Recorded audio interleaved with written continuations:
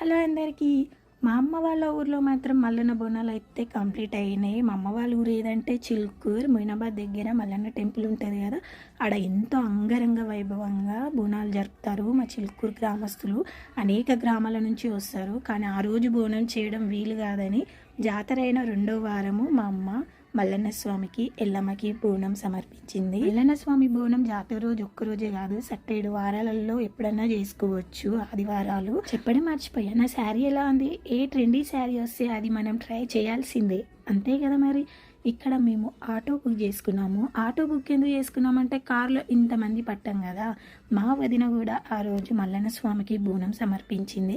ఈవిడ మా చెల్లి, ఈవిడ మా చిన్ని కన్నయ్య, ఈవిడ మా పెద్ద అక్కయ్య, ఇది నా చెల్లెల తర్వాత చెల్లెలు, ఈమె మా పెద్దొదిన.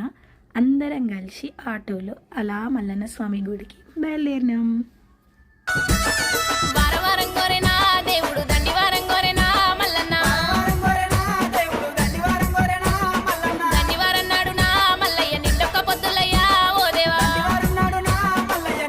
మేమైతే మల్లన్న గుడి దగ్గరకు వచ్చేసినాం. మల్లన్న స్వామికి బోనం ఎలా చేసామో నెక్స్ట్ వచ్చే వీడియోలో తప్పకుండా చూడండి. నా మినీ బ్లాగ్ మీకు నచ్చితే like and share and subscribe.